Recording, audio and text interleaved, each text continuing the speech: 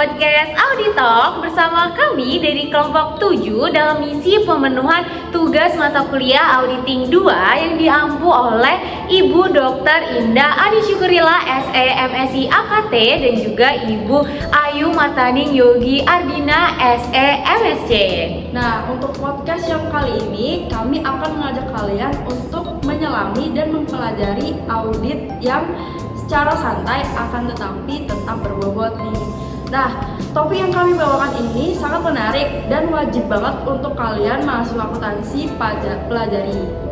Bersama kami yang pastinya keren-keren banget ada saya sendiri, Sania Yuliansyah dengan di belakang 2307020 182 dan ada teman-teman saya. Saya Galur Taulan dengan di belakang 320. Saya Yolanda Lea Putri dengan NIM 23070200057. Saya Danang Brendan Afrika dengan NIM 230700330. Yang dimana nantinya kita semua akan menemani teman-teman semua dalam beberapa menit ke depan. Topik kali ini akan membahas mengenai menyelesaikan pengujian dalam siklus akuisisi dan pembayaran dengan fokus pada verifikasi akun terpilih. Siapkan catatan kalian dan mari kita mulai. Awalan dulu nih Kak, apa sih siklus akuisisi dan pembayaran itu dan kira-kira kenapa nih kita membahas topik ini gitu, ada yang tahu? Mungkin aku deh teman-teman. Aku bakal jawab pertanyaan Kak Senia tadi ya. Jadi untuk siklus akuisisi dan pembayaran itu adalah suatu siklus yang krusial banget loh dalam suatu keuangan perusahaan, karena mulai dari pembelian barang dan juga jasa, pencatatan transaksinya hingga ke pembayaran pemasoknya loh. Dan tujuan dari adanya siklus akuisisi pembayaran ini adalah untuk memastikan nih bahwa transaksi itu telah dicatat dengan akurat dan juga sesuai dengan standar akuntansi serta untuk bebas dari kecurangan oknum-oknum manapun loh. Nah, betul banget tuh Kak. Jadi, auditor itu harus memiliki tanggung jawab yang besar karena harus memastikan laporan ini tuh udah sesuai proses standar akuntansi belum sih? Karena ada salah saji atau enggak sih? Tuh. Dalam siklus ini ada beberapa akun yang penting yang menjadi fokus verifikasi. Verifikasi akun terpilih seperti utang usaha, beban dibayar di muka, kewajiban akrual, hingga akun laba dan beban sangat menentukan keandalan laporan keuangan. Ada akun satu lagi nih Kak, yaitu akun terkait dengan properti, pabrik dan juga peralatan, yang dimana akun ini itu termasuk dalam aset tetap yang penggunaannya itu jangka panjang. Nah, maka dari itu nih, sekarang kita bakal bahas satu persatu loh mengenai jenis atas akun-akun yang udah disebutin oleh Kak Senia tadi, supaya teman-teman semua paham dan ngerti mengenai gimana nih untuk menyelesaikan pengujian dalam siklus akuisisi dan pembayaran, tapi dengan fokusnya pada verifikasi akun terpilih yang udah disebutin oleh Kak Senia tadi.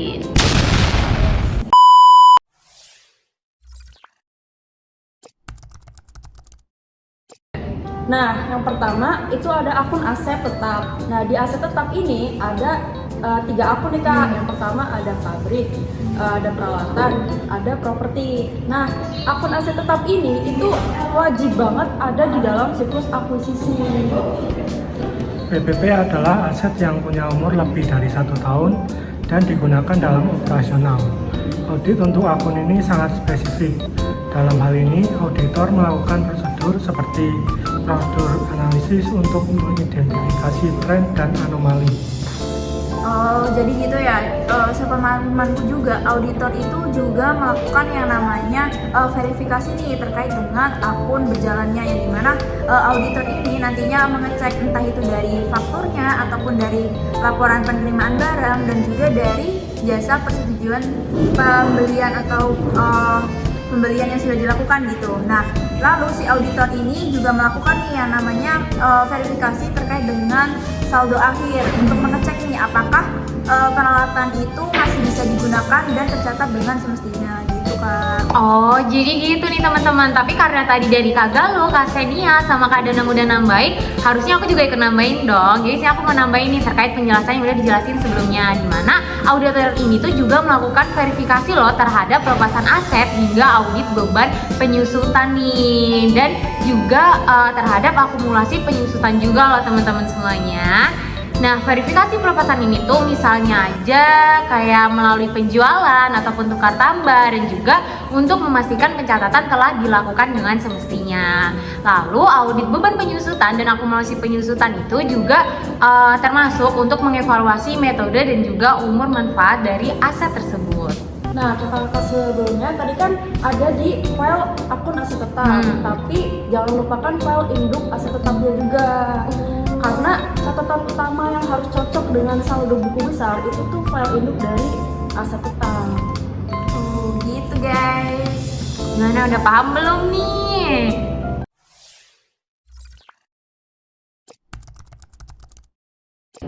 Lanjut ya ke pembahasan selanjutnya terkait dengan akun beban dibayar di muka nih Kak. Yang dimana beban dibayar di muka ini biasanya sering kita temui pada sewa dibayar di awal ataupun pada premi asuransi. Nah, dari teman-teman dan juga dari kakak-kakak semua nih, ada yang tahu nggak sih apa yang dilakukan oleh auditor pada akun ini gitu? Aku tahu nih teman-teman. Boleh? Auditor akan memeriksa dokumen pembayaran, periode manfaat, lalu menghitung proporsi beban yang harus diamortisasi ke periode berjalan. Nah, aku juga tahu nih, aku izin menambahkan ya. Oke. Nah, untuk akun beban dibayar di muka ini tuh harus dialokasikan secara tepat. Kalau tidak akan menimbulkan salah saji dalam laporan keuangan. Oh, jadi aku mau ngasih kesimpulan nih dari jawaban dari Kak Galuh dan juga Kak Danang ya teman-teman. Jadi pentingnya jurnal penyesuaian itu dikonfirmasi dengan dokumen seperti polis asuransi ataupun kontrak sewa. Itu tuh tujuannya adalah untuk meminimalisir nih supaya nggak ada salah saji terhadap akun beban dibayar di muka loh. Oke, jadi seperti itu teman-teman. Apakah udah paham?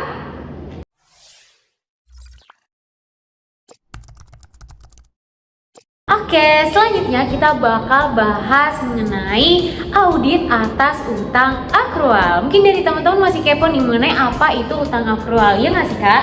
Betul banget. Oke, jadi di sini aku bakal jelasin mengenai apa itu utang akrual. Jadi teman-teman, utang akrual itu adalah utang yang belum dibayar loh atas jasa yang udah diterima oleh perusahaan. Contohnya aja yang pertama, itu ada gaji. Kemudian itu ada bunga nih Kak Danang. Lalu yang ketiga itu ada pajak yang belum dibayar oleh pihak perusahaan loh. Tapi pasti teman-teman juga kepo nih, kayak apa aja nih yang harus dilakukan auditor ketika mengaudit atas utang akrual. Mungkin dari Kak Galuh boleh dong dijelasin? Boleh banget dong Kak, aku izin menjawab ya teman-teman. Nah, untuk auditor sendiri itu harus memastikan bahwa beban akrual ini sudah lengkap dan akurat, terutama pada tanggal-tanggal mendekati tanggal neraca. Tapi untuk metode yang auditor gunakan mungkin bisa dijawab nih sama Kak Senia. Oke, menjawab ya teman-teman. Jadi biasanya itu auditor menggunakan beberapa metode yang bisa digunakan. Misalkan saja dengan pengujian terkait dengan transaksinya dan juga analisis tahun lalu hingga pada terkait dengan konfirmasi nih dengan pihak internal terkait dengan dokumen-dokumennya. Nah, lalu apabila terjadi perubahan nih, apa yang bisa dilakukan gitu Kak? Nah, jika ada perubahan signifikan dalam tarif atau estimasi, auditor juga perlu menilai apakah perubahan itu wajar dan telah dijelaskan dalam laporan keuangan. Oh, jadi gitu nih teman-teman semuanya. Tadi udah dijelasin satu-satu mulai dari aku, dari Kak Galuh, Kak Senia, dan juga Kak Dadang. Jadi teman-teman harus sudah paham ya mengenai audit atas utang akrual.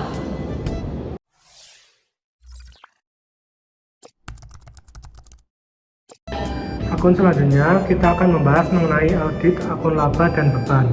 Akun laba dan beban erat kaitannya dengan akun neraca. Karena itu, audit terhadap akun ini harus dilakukan dengan hati-hati. Betul banget tuh Kak. Jadi pengujian ini itu bisa dibilang penting ya, karena di laporan laba rugi itu haruslah akurat. Nah, kesalahan sekecil apapun itu mungkin bisa berdampak besar nantinya. Nah, dalam hal ini auditor itu menggunakan prosedur analitik dan juga melakukan pengujian rinci. Contohnya? Nah, contohnya auditor itu harus membandingkan beban dari tahun-tahun yang lalu atau membandingkan dengan anggaran serta mengecek alokasi seperti penyusutan atau amortisasi. Benar banget tuh Kak. Selain itu dilakukan juga pengujian pengendalian dan pengujian substantif atas transaksi untuk memastikan klasifikasi dan pencatatan tepat waktu. Benar banget tuh, dan juga buat teman-teman jangan lupakan terkait analisis alokasi seperti penyusutan, amortisasi, dan juga overhead manufaktur yang bisa sangat mempengaruhi laporan keuangan kalian nantinya loh.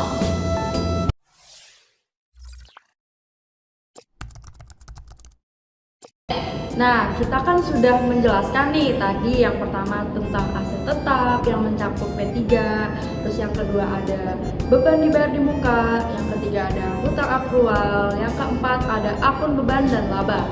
Jadi, kesimpulannya, pengujian dalam siklus akuisisi ini dan pembayaran bukan hanya soal memeriksa angka aja nih Kak, akan tetapi juga soal memahami proses bisnis dan pengendalian internalnya.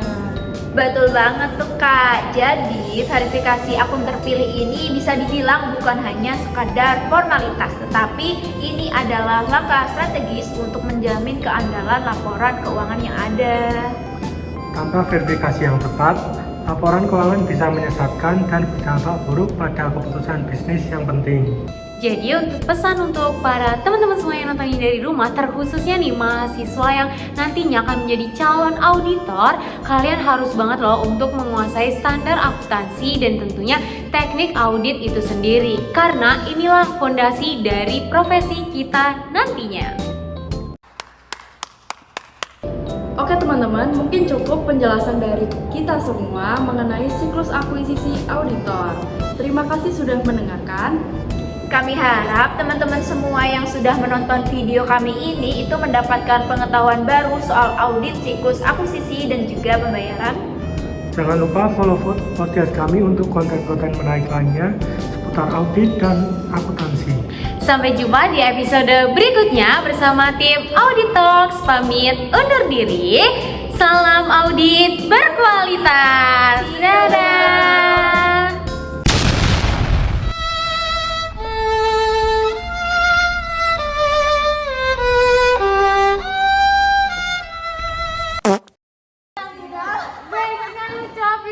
Tadi kan kita dan kakak-kakak, sorry. Nah, tadi kan Lanjut sendiri ya. Agak sini, agak sini.